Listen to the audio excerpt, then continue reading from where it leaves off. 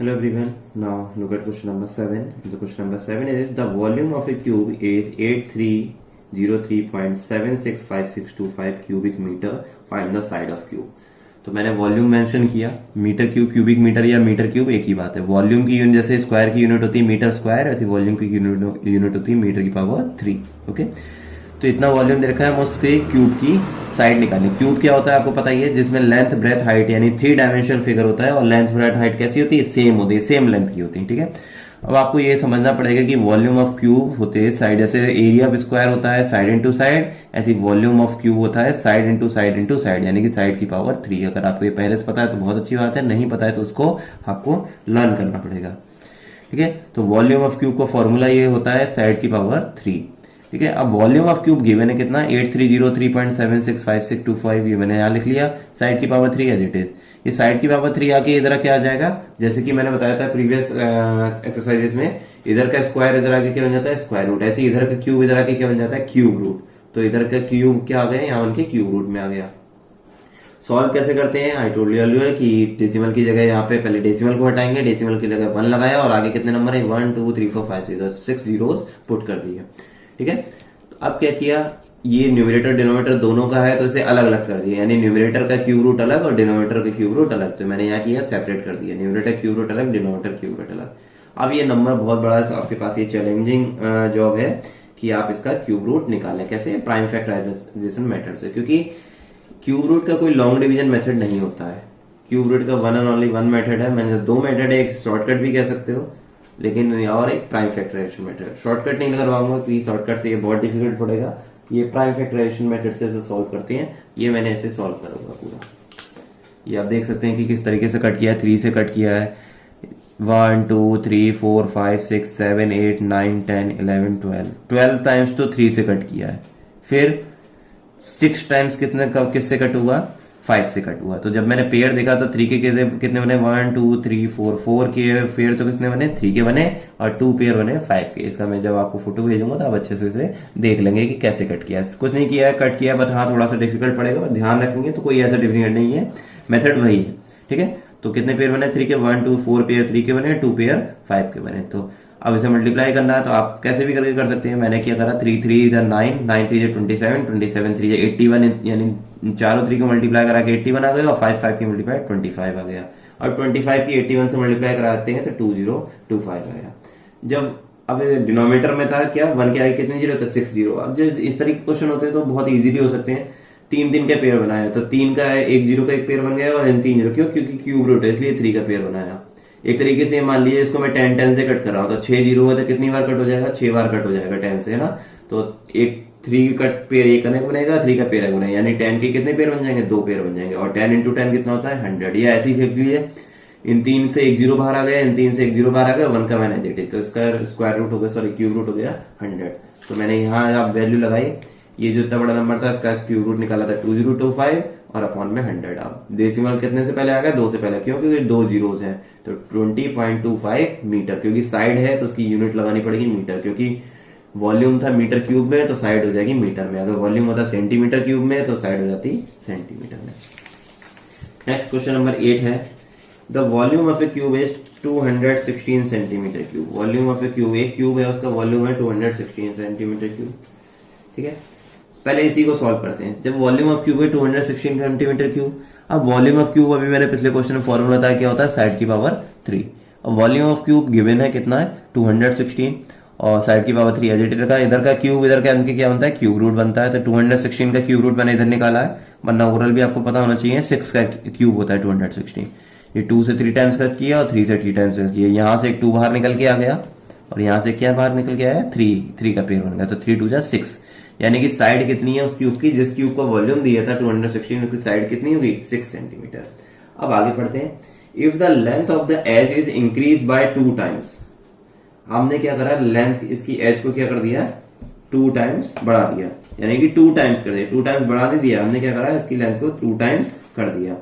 तो 2 टाइम्स कर दिया, यानी कि अब इसकी लेंथ कितनी हो गई, 12, है ना। पहले 6 थी तो अब इसकी लेंथ कितनी कर दी, 12 हो गई, 1728 सेंटीमीटर क्यूब। ठीक है, तो 16, ठीक है।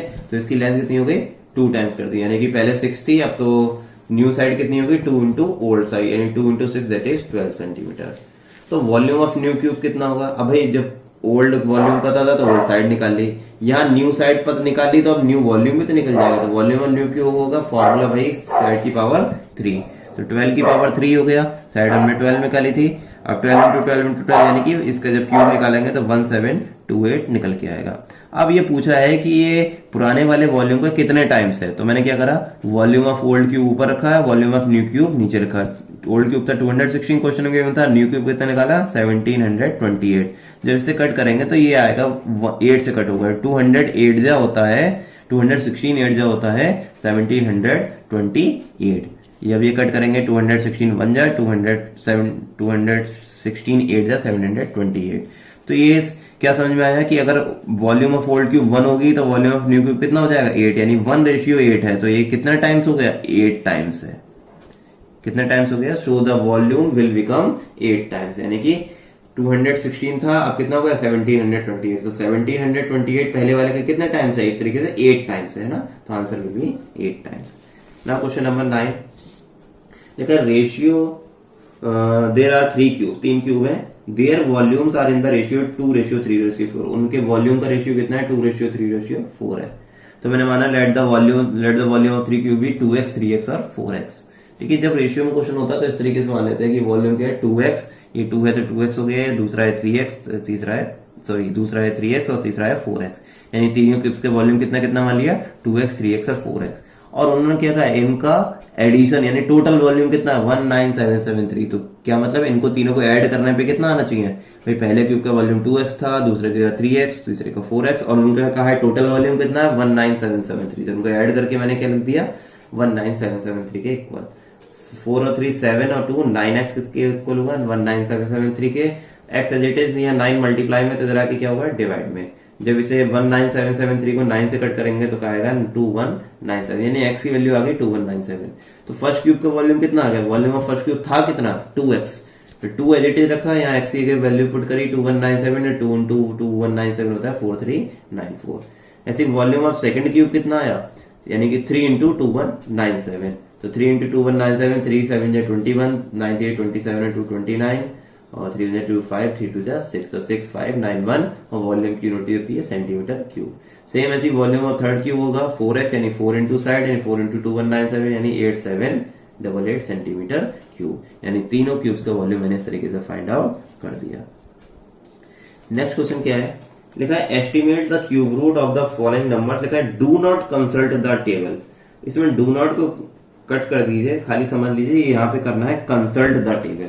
यहाँ डू नॉट जहां पे लिखा हुआ है उसे हम कर देंगे कंसल्ट द टेबल, मींस बिना किसी टेबल के ये सॉल्व क्वेश्चन नहीं हो सकते हैं। बुक में मिसप्रिंट है, गलत है, ये मान के चल लीजिए। एक चीज में आपको पता होनी चाहिए कि क्यूब रूट केवल किसका कौन सा मेथड होता है, एक शॉर्टकट मेथड होता है, वही एस्टिमेशन के लो शॉर्टकट मेथड होता है, दूसरा कौन सा होता है प्राइम फैक्टराइजेशन मेथड, है ना। तो ये चीज आपको क्लियर होनी चाहिए कि प्राइम फैक्टराइजेशन मेथड केवल किसके लिए अप्लाई होता है, परफेक्ट स्क्वायर या परफेक्ट क्यूब नंबर के। जैसे हमने स्क्वायर रूट में कहा था प्राइम फैक्टराइजेशन से किससे किन नंबर का निकाल सकते हैं, परफेक्ट स्क्वायर नंबर का, ऐसे ही प्राइम फैक्टराइजेशन से किसका निकाल सकते हैं, परफेक्ट क्यूब नंबर का। अदरवाइज हम उनका क्यूब रूट निकाल नहीं सकते। लेकिन square root non perfect square का निकालने के लिए फॉर्मूला होता है, फॉर्मूला मीन्स एक मेथड है, कौन सा, लॉन्ग डिवीजन। लेकिन नॉन परफेक्ट क्यूब नंबर्स का क्यूब रूट निकालने का कोई भी फॉर्मूला नहीं है, कोई भी वैसा मेथड नहीं है। हम उस cube root non perfect square number का क्यूब रूट फाइंड आउट नहीं कर सकते हैं, है ना। केवल परफेक्ट क्यूब का ही कर सकते हैं, बट ये एस्टिमेशन मेथड से कर सकते हैं। ये जो मेथड आ रहा है ये एस्टिमेशन मेथड है। इसमें कुछ ना आपको देखते हैं क्या है, समझ में आ जाएगा। पहले निकालना है find the cube root of 110, तो 110 का क्यूब रूट निकालना है। अब आपको एक चीज ये समझनी है कि 110 का क्यूब रूट, आप एक तो ये है कि भाई डायरेक्ट टेबल में देखो आंसर निकाल दो, हालांकि यही करना है। आप यही देखिए 110 का जब आपने क्यूब रूट निकालते हैं, जब आपकी बुक के लेफ्ट साइड में देखिए, जब आपकी क्वेश्चंस हैं, ये एक टेबल दे रखी है इस तरीके से, है ना। इसको देखना है कि यहाँ पे 110 का क्यूब रूट कितना था। 110 जब यानी यहाँ पे देखा लिखा है 4.791420, तो इसको 4.71 ये मैंने लिख दिया और यही हमारा आंसर हो गया। अब ये ऊपर क्या लिखा हुआ उसको समझते हैं। ये मैंने थोड़ा सा एस्टिमेट किया, 110 का क्यूब रूट कहां पर लाई करेगा, थोड़ा सा अंदाजा लगाया। 4 का क्यूब क्या होता है 64, 5 का क्यूब क्या होता है 125। तो ये जो 110 है ये 64 और 125 के बीच की वैल्यू आ रही है ना। आपको दिमाग लगाइए भाई, 64 होता तो उसका क्यूब रूट 4 निकाल देते, 125 होता तो उसका क्यूब रूट 5 निकाल देते, और जब 110 है तो उसका क्यूब रूट 4 और 5 के कहीं ना कहीं बीच में आएगा। ये मैंने बस एस्टिमेट किया है, ये आपका अंदाजा लगा, लेकिन एग्जैक्ट आंसर कैसे निकलेगा, टेबल की हेल्प से। सो मैंने क्या लिखा, so cube root of 110 will lie between 4 and 5, 4 और 5 के बीच में लाई करेगा, लेकिन कितना होगा, एंड फ्रॉम टेबल 110 का क्यूब रूट कितना लगेगा, टेबल से 4.79140। ये ऊपर वाला स्टेप अगर नहीं भी करेंगे तो कोई दिक्कत नहीं, क्योंकि खाली आपको टेबल से लिखना है, ठीक है। नेक्स्ट है 500 का क्यूब रूट। अब 500 का क्यूब रूट क्या टेबल में डायरेक्ट गिवन है, जब आप लेफ्ट साइड टेबल देखेंगे तो उसमें केवल 200 तक का क्यूब है। 500 कैसे निकालेंगे, हमने फैक्टर करने स्टार्ट किए, 2 से फैक्टर के कट किए, 250 आया, 2 से कट 125, फिर 5 से कट होगा 25, 5 से कट, 5 से कट। जब देखिए क्यूब रूट निकालेंगे तो 5 का तो ये देखिए एक पेयर बन गया, लेकिन क्या 2 का पेयर बना, नहीं बना। तो 5 के पेयर बना तो 5 को तो मैंने बाहर निकाल लिया, इसको एक पेयर बन गया तो एक 5 को मैंने बाहर निकाल लिया। अंदर क्या बचा, मीन्स 2 और 2 यानी 2 2 जा 4 बचा, किसके अंदर, क्यूब रूट के अंदर। देखिए जिनका पेयर बन जाता है वो तो क्यूब रूट से हट जाते हैं, है ना। मैंने बताया था 3 का पेयर बना और क्यूब रूट से बाहर निकाला, तो 5 का पेयर बना, 5 तो बाहर हट गया। यहाँ 2 2 जा 4 का क्यूब रूट बचा, यानी कि 4 का ये 2 अपना पेयर नहीं बना पाया, जिस वजह से खाली क्या बचा, 2 2 जा 4 बचा, तो इसे मैंने क्या लिख दिया, क्यूब रूट के अंदर। अब 5 तो देखिए एज इट इज लिखा, और ये 4 का क्यूब रूट मैंने लिखा टेबल की हेल्प से, कितना आया 1.587401, है ना। ये मैंने टेबल की हेल्प से लिखा। अब 5 की 1.587401 से मल्टीप्लाई कराएंगे तो ये आंसर आएगा, मल्टीप्लाई करा लीजिएगा, 7.927005। आंसर शीट में 2 डेसिमल तक दे रखा है तो आप 2 तक लिख सकते हैं, 3 तक लिख सकते हैं, या ऐसे ही छोड़ सकते हैं आंसर, 7.927005 ही आंसर आप लिख सकते हैं। नेक्स्ट है 1750। 1715 को 2 से कट किया तो 875, फिर 5 से कट किया 175, फिर 5 से कट 35, फिर 5 से कट 7, और लास्ट में 7 से कट को 1। देखिए 5 का तो एक पेयर बन गया, तो मैंने 5 को तो बाहर निकाल लिया, किसका पेयर नहीं बचा, एक अकेला 2 बचा और एक अकेला नीचे 7 बचा, तो 7 2 जा 14। 14 को मैंने क्या लिख दिया, क्यूब रूट के अंदर, क्योंकि इसका पेयर नहीं बन पाया। तो 5 को तो मैंने एज रखा, 14 का क्यूब रूट कहां से निकाला, टेबल की हेल्प से, लेकिन जो क्या था 2.410142, और 5 की 2 पॉइंट्स नंबर से मल्टीप्लाई कराया तो 12.050610 दे रखा है, तो यही आप आंसर हो गया। आप 2 डेसिमल तक भी इसे राउंड ऑफ कर सकते हैं। नेक्स्ट है question number D part. D part देखिए क्या है, लिखा है क्यूब रूट ऑफ 4000। 4000 देखिए 2 से कट किया, 2000, 2 से कट 1000, 2 से, क्योंकि 4000 का डायरेक्ट तो क्यूब रूट नहीं है उसमें मेंशन, है ना। तो ये किया, फिर 2 से कट किया 250, 2 से कट किया 125, 5 से कट, 5 से कट। देखिए 2 का एक ये पेयर बन रहा है, 5 का एक पेयर बन रहा है ना। तो 5 2 जा 10, 10 तो बाहर आ गया, अंदर क्या बचेगा 2 2 जा 4, तो cube root of 4 as it is लिखा, 10 एज इट इज लिखा, क्यूब रूट ऑफ 4 टेबल की हेल्प से लिखा, तो जो है 1.587401, और जब इसकी 10 से मल्टीप्लाई कराई तो 15.87401 आया। नेक्स्ट क्वेश्चन 3325 का क्यूब रूट निकाला। जब 3325 पे निकाला तो देखिए 2 बार 5 से कट हुआ, एक बार 7 से कट होगा, एक बार 19 से कट होगा। ये किसी भी नंबर इसमें कोई भी पेयर नहीं बन पाया। 3 का पेयर कोई बन रहा है क्या, नहीं बन पा रहा है। तो क्या करा, देखो अब क्या डायरेक्ट 3325 का टेबल में नहीं दे रखा था, डायरेक्ट 3325 नहीं लगा सकते। अब क्या करा, मैंने इसे लिखा, क्यूब रूट के अंदर क्या आया 5 इंटू 5 इंटू 7 इंटू 29, सॉरी 29 नहीं 19, है ना। ये मैंने क्या करा, इसके फैक्टर करके लिख दी एक तरीके से। 5 इंटू 5 25 लिखा, इंटू 7 इंटू 19 एजिटेड का, 25 7 जा लिखा मैंने 175 होता है ना। यानी कि इन 3 नंबर का मैंने एक साथ मल्टीप्लाई करा लिया। अभी पेयर बनाया, पेयर नहीं बनाया, बस मैंने क्या करा, मल्टीप्लाई करा के बाहर लिख दिया। तो ये 175 हो गया, ये 19 हो गया। अब देखिए ये कंबाइन करके है, कंबाइन को मैंने क्या किया, ब्रेक किया। 175 को अलग क्यूब रूट में लिखा, और इस 19 ये 25 7 जा 125 ये ऐसे आया, और 19 को अलग मैंने क्यूब रूट के अंदर लिखा। आया समझ में।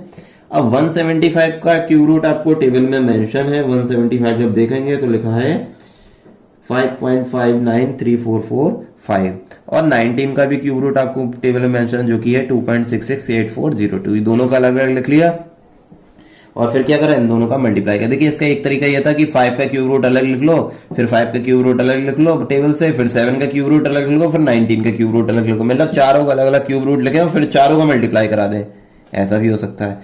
लेकिन क्यों हम जब चारों को मल्टीप्लाई करा, जब हमें डायरेक्ट 175 का क्यूब रूट पता है तो मैंने इस तीनों को मल्टीप्लाई करा लिया।